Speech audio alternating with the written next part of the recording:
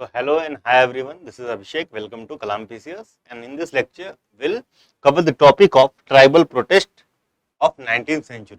ठीक है, जो कि आपके बीपीएससी का वन ऑफ द टॉपिक है, इंपॉर्टेंट टॉपिक है. ठीक है, बीपीएससी मेंस का. और ये क्लासेस किस लिए हैं? For your 69th BPSC mains. ठीक है, and this is the third class in the series of quality enrichment program for 69th BPSC mains. ठीक है, तो दो क्लासेस हमारी ऑलरेडी हो चुकी हैं. ये तीसरी क्लासेस है. तीसरी क्लास के बाद जो है आपका एक क्या अभी जो पहला टेस्ट है, ठीक है, मेंस के लिए फर्स्ट टेस्ट है, वो कल होगा. ठीक है, जिसके आपको मॉडल आंसर एक दिन बाद दिया जाएगा. मॉडल आंसर एक दिन बाद दिया जाएगा. ठीक है, तो ये आपका है. कल जो टेस्ट होगा वो लगभग जो अभी तक टॉपिक्स पढ़ाए गए हैं इन्हीं पे क्वेश्चंस होंगे. ठीक है, एक आध क्वेश्चन इधर उधर से रह सकते हैं. ठीक है, तो सेक्शनल टेस्ट है. क्या नेचर होगा टेस्ट का, कितने क्वेश्चन आएंगे? तो total number of question short और लॉन्ग आंसर टाइप मिला के 8 होंगे. 8 के 8 क्वेश्चन आपको करने जरूरी होंगे. हमारा टॉपिक है tribal protest of 19th century. एक क्वेश्चन एक्सपेक्टेड है इस टॉपिक से आना ही आना. तो इसमें जितनी भी लेंथ एंड ब्रेथ है, जहां से भी क्वेश्चन पूछा जा सकता है, will try to discuss, will try to cover all those parts and things. ठीक है, so let's begin with the first topic, that is tribal protest of 19th century. 19th century यानी 1800 से लेके 1900 तक जो भी ट्राइबल मूवमेंट्स आए. तो 1854 में क्या था? 1854 के आसपास, 44 से 56 संथाल मूवमेंट. संथाल मूवमेंट तो एक ब्यूटीफुल एग्जांपल है. ठीक है, और भी उससे पहले सरदारी लड़ाई वगैरह सारे मूवमेंट्स जो हैं, जो बिहार और झारखंड वाले कंबाइंड एरिया में हुए, वो आपके 19th सेंचुरी के ट्राइबल मूवमेंट्स का एक ब्यूटीफुल एग्जांपल्स है. ठीक है, आपको कमेंट में बताइए कि आपका बिरसा मूवमेंट कब हुआ था. ठीक है, बिरसा मूवमेंट का डेट लाइन क्या था? डेट लाइन भी आपको पता होना चाहिए, क्योंकि Birsa movement itself was divided into 3 parts. और ये जो ट्राइबल प्रोटेस्ट्स हैं ना 19th सेंचुरी के, ये क्या कहते थे? सुपर वायलेंट थे. ठीक है, तो इनिशियल जो ट्राइबल मूवमेंट्स थे या ट्राइबल प्रोटेस्ट थे, उनका नेचर क्या था? Pervasive violence. ठीक है, वायलेंस जो है बहुत ज्यादा था. ठीक, तो बिरसा जो मूवमेंट है इसमें आपको वायलेंस और नॉन वायलेंस दोनों देखने को मिलेगा. ठीक है, तो परसुएशन और वायलेंस दोनों का जो मिश्रण है वो बिरसा मूवमेंट में आपको देखने को मिलेगा. ठीक है, पहले परसुएड करता है, फिर वायलेंस पे उतरते हैं. ठीक, तो ये सारी चीजें हम one by one in detail देखेंगे. स्टार्ट करते हैं tribal movement of 19th century. ठीक है, तो जो ट्राइबल मूवमेंट्स हैं इंडिया में, उनको बेसिकली 2 तरीके से बांटा जा सकता है या 2 कैटेगरीज में रखा जा सकता है. कौन सी 2 कैटेगरीज? एक तो आपकी मेनलैंड ट्राइबल मूवमेंट के नाम से जाना जाता है, जिसमें ऑल इंडिया के कंप्लीट ट्राइबल मूवमेंट्स आ जाएंगे. जो एकदम आपका हायर बेल्ट था वो यही था, छत्तीसगढ़, बिहार और झारखंड, उड़ीसा वाला. ठीक है, तो यही सबसे ज्यादा आपका, या इसको बोलिए तो मेन हब था जो ट्राइबल प्रोटेस्ट का, झारखंड, उड़ीसा, ये वाला एरिया. ठीक है, तो आपको यहाँ से भी समझ में आ रहा होगा कि ये कम ग्रीन है, ये ज्यादा ग्रीन वाले, यानी ये less tribal area, less tribal population वाले डिस्ट्रिक्ट्स हैं या एरिया हैं या स्टेट्स हैं. आपका राजस्थान, गुजरात, मध्य प्रदेश, छत्तीसगढ़, झारखंड, उड़ीसा, बिहार और असम. ठीक है, तो असम जो है आपका फ्रंटियर में नहीं आता है. असम जो है आपका मेनलैंड ट्राइबल जो है लैंड में आता है. ठीक है, मेनलैंड. ठीक है, तो मेनलैंड. बाकी के जो है इधर नॉर्थ ईस्ट के जितने भी स्टेट हैं, ये फ्रंटियर, यानी जो आपके स्टेट दूसरे म्यांमार के साथ और चाइना के साथ जो बॉर्डर हम शेयर कर रहे हैं, जितने भी स्टेट्स ऐसे हैं जहां पे ट्राइबल प्रोटेस्ट हुए, उन स्टेट्स को हम क्या करते हैं? फ्रंटियर स्टेट्स बोलते ही हैं, क्योंकि जो है असम आपका ये जो आपका मेनलैंड वाले में आ जाता है. तो अरुणाचल प्रदेश, नागालैंड, मणिपुर, मिजोरम, त्रिपुरा एक्सेट्रा आपके फ्रंटियर ट्राइबल स्टेट्स हैं. ठीक है, तो फ्रंटियर ट्राइबल स्टेट्स के नाम से जाना जाता है. तो यहाँ पे जो ट्राइबल प्रोटेस्ट हुए, इनको क्या नाम दिया गया? फ्रंटियर ट्राइबल रिवोल्ट्स या प्रोटेस्ट्स. ठीक है, रिवोल्ट या प्रोटेस्ट. ठीक, तो 2 ग्रुप में डिवाइड कर सकते हैं. अब इन दोनों ग्रुप में अंतर क्या है, ये एक इंपॉर्टेंट क्वेश्चन आता है. ठीक है, ये फ्रंटियर ट्राइबल जो प्रोटेस्ट थे और जो मेनलैंड ट्राइबल प्रोटेस्ट थे, इनमें क्या अंतर था? तो यहाँ पे लोगों की डिमांड जो थी वो ज्यादा थी. ठीक है, इनकी डिमांड, क्योंकि इनके साथ ज्यादा इनका एलियनेशन या इनका जो डिसरप्शन बहुत ज्यादा हुआ था in compare to frontier tribal peoples. ठीक है, तो फ्रंटियर ट्राइबल पीपल की जो मेन डिमांड थी वो क्या थी? वो थी पॉलिटिकल ऑटोनॉमी. पॉलिटिकल ऑटोनॉमी जो रिसेंट के टाइम में भी देखने को मिलता है. ठीक है, पॉलिटिकल ऑटोनॉमी. वेयर एज यहाँ पे नंबर ऑफ इनके जो है इश्यूज थे। इश्यूज में एथनिसिटी, ठीक है, फॉरेस्ट लैंड ले लेना, टॉर्चर एक्सेट्रा, बहुत सी चीजें थी। ठीक है, तो उनको वन बाय वन डिस्कस करेंगे हम। ठीक है, तो यहाँ पे पढ़ते हैं कि India was under British rule in 18th and 19th century, वो जो सबको पता है। ठीक है, ट्राइबल मूवमेंट्स का जो नेचर था परवेजिव था, वायलेंट था एंड टेरिफाइंग था। इसका आपका 19th सेंचुरी का, वेयर एज आप जब लेट जो 18th सेंचुरी में 20th सेंचुरी में जाएंगे तो यहाँ पे ट्राइबल जो प्रोटेस्ट या मूवमेंट्स थे, यहाँ पे प्रोटेस्ट या मूवमेंट्स थे 20th सेंचुरी का, लेट 20th सेंचुरी का, यहाँ क्या नॉन वायलेंट नेचर हमको देखने को मिलता है। और जो बेस्ट एग्जांपल है of non violent tribal protest, उसका आप एग्जांपल किसको दे सकते हैं? ताना भगत मूवमेंट को। किसको? ताना भगत मूवमेंट को। ठीक है, तो 3 मूवमेंट्स याद रखिएगा आप लोग। एक तो संथाल जो सुपर वायलेंट मूवमेंट था। ठीक है, वायलेंट की कैटेगरी में आपको डालना हो तो संथाल मूवमेंट को डाल दीजिए। ठीक है, एग्जाम्पल बस। ठीक है, हल्का एक एग्जाम्पल चाहिए।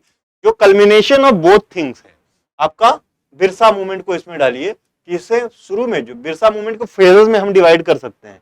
तो बिरसा मूवमेंट का जो इनिशियल फेज था, ठीक है, जब शुरू में बिरसा, तो ये क्या था? परसुएशन या सेल्फ प्यूरिफिकेशन वाला वो था। ठीक है, सेल्फ प्यूरिफाई करके अपने आप को सही करना और परसुएशन वाला।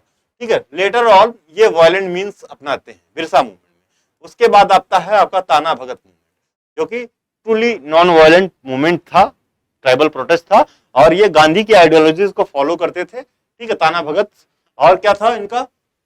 जो आपका 1920s का एनसीएम था, में भी बढ़ चढ़ के हिस्सा लिया इन्होंने या पार्टिसिपेट किया।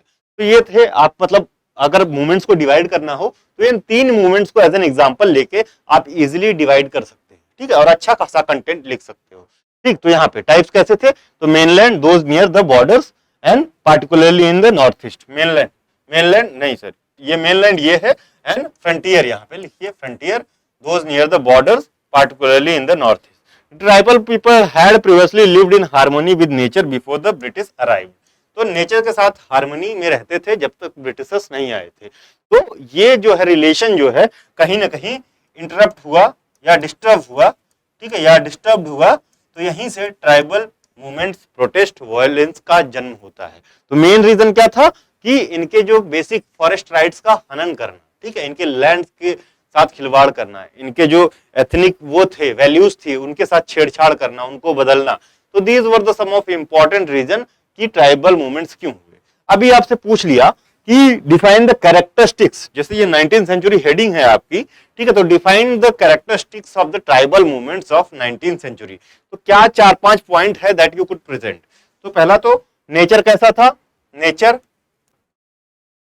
ठीक है, यहाँ पे शायद आपको रेड में दिख नहीं रहा होगा, तो let's select the white pen. तो नेचर वाज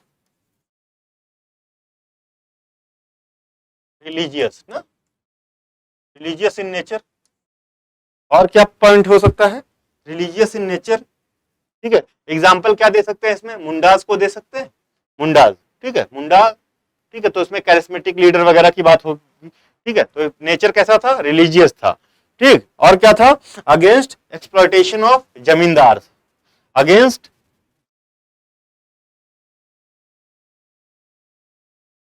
एक्सप्लॉयटेशन ऑफ जमींदार।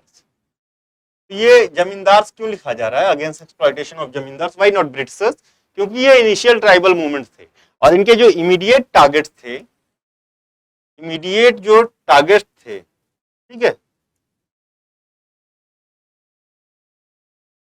या जो इनके टारगेट थे वो इनके इमीडिएट ऑपरेशंस थे।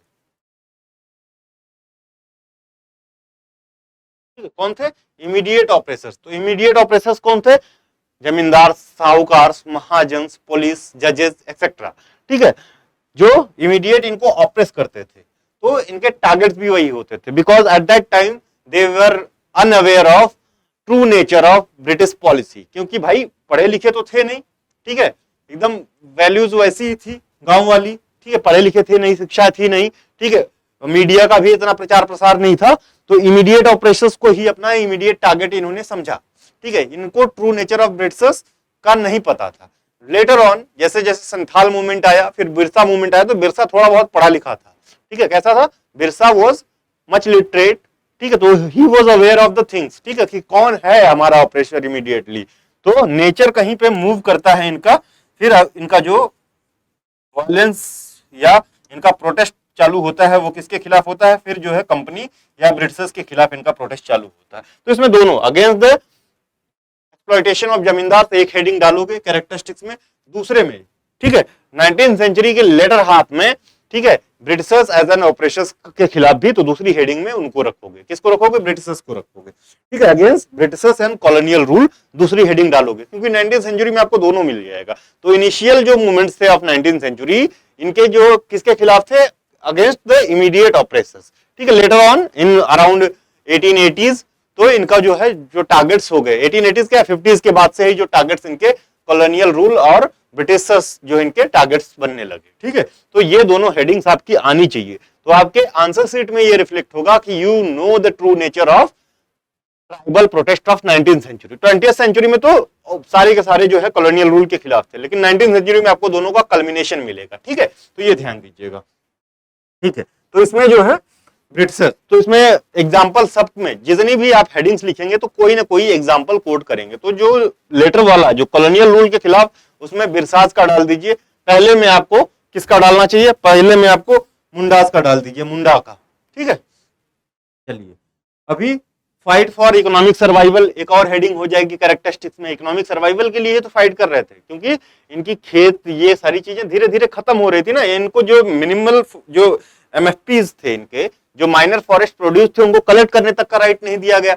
जमींदारी एक्ट आया, उसके थ्रू जो है इनका सारी जमीनें हड़प, इन्हीं की जमीन पे इनको जो है क्या रेंट देना पड़ता था, ठीक है। तो इनकी पहले तो जो ग्रुप वो होता था ना, लैंड का कैसा होता था, ग्रुप ऑनरशिप होता था। अभी क्या ऑनरशिप किसके पास लैंड की चली गई, जमींदार के पास चली गई। तो इनकी जमीन इनसे छीन गई। जमीन के साथ इनका जो है रिलीजियस प्लस पर्सनल अटैचमेंट बहुत ज्यादा था, ठीक है। सैक्रेड ग्रुप्स का साथ छेड़छाड़, तो फॉरेस्ट में जो सैक्रेड ग्रुप्स होते थे या सैक्रेड जो वृक्ष पौधे होते थे, उनके साथ छेड़छाड़। तो ये कुछ इंपॉर्टेंट हेडिंग्स है और मेन कैरेक्टरिस्टिक्स भी है, ठीक है। तो फाइट फॉर इकोनॉमिक सर्वाइवल एक हेडिंग हो जाएगी यहाँ पे, फाइट फॉर इकोनॉमिक सर्वाइवल। तो जितनी हेडिंग्स बताई जा रही है बहुत इंपॉर्टेंट है कैरेक्टरिस्टिक में, इसको लिखते जाइए, ठीक है, लिखते जाइए। और क्या हेडिंग हो सकती है, और क्या हेडिंग हो सकती है, तो ट्रेडिशनल मेथड यूज कैसा था, ट्रेडिशनल मेथड्स का यूज। तो एडवांस वेपनरीज नहीं थी like those have with the Britishers, ठीक है। तो एडवांस वेपनरी नहीं थी, यानी लैक ऑफ टेक्नोलॉजिकल नॉलेज एक हेडिंग हो जाएगी ना, traditional in nature and lack of technological knowledge एक हेडिंग ये हो जाएगी। और क्या होगा, लोकल इन नेचर था, लोकल इन नेचर था, तो बहुत सीमित जगहों में फैला हुआ था, ठीक है, बहुत ज्यादा इनका फैलाव नहीं था। जो मास सपोर्ट था उस समय का, यानी जो आपका कांग्रेस उस समय तो बनी नहीं थी, 1885 में कांग्रेस बनी है, लेकिन उससे पहले वाले जो मूवमेंट, जो और भी तो ऑर्गेनाइजेशन थे, लीडर्स थे, लेकिन उनका सपोर्ट उस तरह से नहीं था, ठीक है। तो सपोर्ट नहीं था, क्यों सपोर्ट नहीं था, बिकॉज जो शुरू में आपको जो देखेंगे तो ज्यादातर लोग मॉडरेट्स ही थे, जितने भी लीडर्स थे या रिफॉर्मिस्ट थे वो मॉडरेट थे, और इनके जो मीन्स थे वो वायलेंट थे। तो इस वजह से मास सपोर्ट नहीं था, लोकल इन नेचर था, ठीक है। तो ये कुछ लिमिट्स थी जो आपके 19th सेंचुरी के जो इनिशियल ट्राइबल मूवमेंट्स थे, इनकी कुछ लिमिट्स थी ये, ठीक है। बाद में भी यही लिमिट्स रहती हैं, लेटर ऑन ताना भगत मूवमेंट के आसपास ये लिमिट्स चेंज होती हैं, जब इनका जो है कल्मिनेशन या इनका ज्वाइनिंग होता है विद द नेशनल मूवमेंट, ठीक है। तो आपका जो ताना भगत मूवमेंट है वो बढ़ चढ़ के पार्ट लेता है इन एनसीएम, ठीक है। तो ये चीज ध्यान दीजिएगा। और क्या था, ट्राइबल आइडेंटिटी और एथनिसिटी के लिए लड़ रहे थे, ठीक है। तो ये कुछ इंपॉर्टेंट कैरेक्टरिस्टिक्स अगर पूछ लिया तो कैरेक्टरिस्टिक्स में आप लोग डालेंगे। तो फेजेस ऑफ मूवमेंट, इसको तो हम कितने बार पार्ट में डिवाइड कर सकते हैं, 3 पार्ट्स में we can divide the tribal protest of India, ठीक है। 19th सेंचुरी कह सकते हैं, ठीक है, 19th एंड 20th सेंचुरी। तो ये तो आपका 20th सेंचुरी वाला हो गया। तो 19th सेंचुरी को हम 2 पार्ट में रख सकते हैं, ठीक है, 1900 तक रख सकते हैं, ठीक है। तो फर्स्ट फेज 1795 टू 86, 1860 तक, जिसमें आपका संथाल वगैरह सब आ जाएगा। सेकंड में आपका बिरसा आ जाएगा, और थर्ड में आपका ताना भगत मूवमेंट आ जाएगा, ठीक है। नहीं, थर्ड में नहीं, हाँ, थर्ड में आपका ताना भगत मूवमेंट आ जाएगा, ठीक है। तो ये 3 पार्ट में हम इसको डिवाइड कर सकते हैं। 1920 से 47 तक चलेगा लास्ट वाला।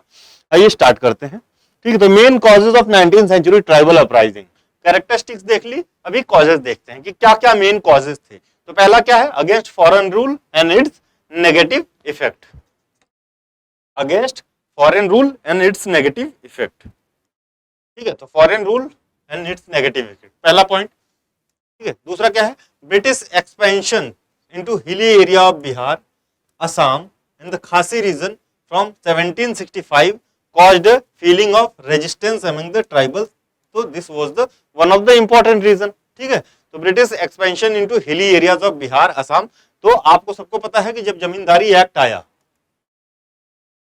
ठीक है, जमींदारी एक्ट आया, तो आपका जो छोटा नागपुर या संथाल परगना वाला जो रीजन है, ये रीजन किसका था, संथाल परगना वाला, दूसरे ट्राइबल ग्रुप थे ना यहाँ पे, तो इनको हटा के, तो ये जो पहले वाले ट्राइबल ग्रुप थे, ठीक है, यहाँ पे वो इनका जो है नेचर क्या डकैट्स वाला था।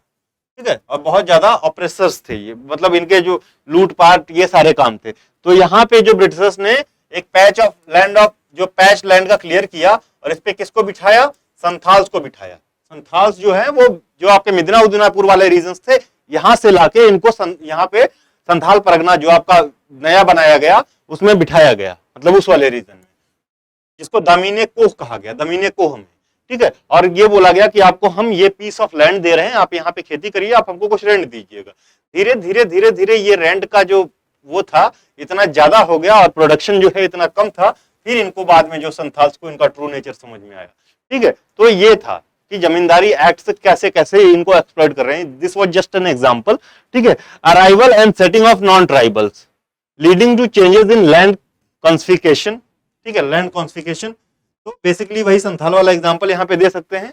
ठीक है, नॉन ट्राइबल यानी दीखूज इनको बोलते थे, नॉन ट्राइबल इनके एरियाज में जब आते थे तो इनको दीखूज बोलते। तो दीखूज वर कौन थे, दीखूज जो आउटसाइडर्स थे। ठीक है, लेकिन सारे आउटसाइडर्स को ये दीखूज नहीं बोलते थे और सारे आउटसाइडर्स को अपना दुश्मन नहीं मानते थे। कैसे आउटसाइडर्स को दीखूज बोलते थे, दीखूज वो थे, दीखूज बेसिकली एंग्लिसाइज्ड वर्ड है, किसका, डाकू का। ठीक है, किसका, डाकू का। तो आपने अभी तक एनसीईआरटी में दीखू दीखू पढ़ा है, तो दीखू आया कहां से, तो दीखू जो है एंग्लिसाइज्ड वर्ड है, किसके लिए, डाकू का। जैसे ठाकुर के लिए टैगोर यूज किया ब्रिटिशर्स ने, उसी तरह डाकूज के लिए दीखूज यूज किया। तो एंग्लिसाइज्ड वर्ड है जो हमारी एनसीईआरटीज में हमको देखने को मिलता है, क्योंकि ये हिस्ट्री हम ब्रिटिश रिकॉर्ड से ही पाते हैं, तो हमको दीखूज ही हमारी एनसीईआरटी में देखने को मिलता है। ठीक है, तो ये आउटसाइडर्स दीखूज किसको बोलते थे, like new settlers in their areas. ठीक है, जिन्होंने जमीन खरीदी ब्रिटिश गवर्नमेंट से, जमींदार हो गए, पुलिस वाले हो गए, ठीक है, मर्चेंट्स हो गए, साहूकार हो गए, महाजन्स हो गए, तो इनको दीखूज बोलते थे। तो जब इनकी एरियाज में आके ये कन्फिस्केट करेंगे, ठीक है, कन्फिस्केट करेंगे, तो इनका इंडिपेंडेंस कहीं ना कहीं लॉस होगा। ठीक है, वो इन्हीं की जमीन पे इनको पैसे देके एक्स्ट्रा जो है लगान वसूलेंगे। ठीक है, ठीक है, पहले तो जमींदार खेती करवाएंगे, उस पर लगान चाहिए, लगान ना भर पाने के पास ये कहाँ पे जाएंगे, महाजन्स के पास या साहूकार के, से लोन लेंगे, फिर वो लोन पे इंटरेस्ट इतना ज्यादा हो जाएगा कि ये विशियस साइकिल आपका चलता रहता था। ठीक है, तो ये धीरे धीरे धीरे इनको ट्रू नेचर इनका पता चला। तो इसी वजह से जो शुरू के जो ट्राइबल मूवमेंट्स थे, जो मैंने बार बार कहा है कि इनके जो टारगेट्स थे, initial tribal movements, initial tribal peoples के जो प्रोटेस्ट थे, उनके immediate operations were their main target, immediate target उस टाइम पे। बाद में इनको जब कॉलोनियल रूल्स का वो पता चलता है कि कौन है एग्जैक्टली इन सारी चीजों के पीछे जिम्मेदार, तब जो है कॉलोनियल रूल को ये टारगेट बनाते हैं। ठीक है, तो ये introduction of administrative innovations like zamindari act की बात करने, ठीक है, economic exploitation by the mahajans. ठीक है, तो ये एक इंपॉर्टेंट कॉज था। These changes caused suspicion among the tribals and intruded into their culture and economic conditions। ठीक है, तो यहाँ पे एक एग्जांपल आपको क्या मिशनरीज का भी दे सकते हो, मिशनरीज का दे सकते हो कि नहीं दे सकते हो। ठीक है, तो एक एग्जांपल मिशनरीज का हो जाए। Ethnic relation were an important aspect of tribal protest. ठीक है, एथनिक रिलेशन एक इंपॉर्टेंट एस्पेक्ट था ट्राइबल प्रोटेस्ट का। ठीक है, as they identify with their tribal identity, और वो जब देख रहे थे कि दीज आइडेंटिटीज आर इरोडिंग, ठीक है, समहाउ, ठीक है, कहीं ना कहीं इरोड हो रहा है, तो they started protesting against these things. ठीक है, या अगेंस्ट दीज ऑपरेशंस। ठीक है, तो ये जो है इंपॉर्टेंट पॉइंट्स, कॉजेज है। और क्या कॉजेज हो सकते हैं,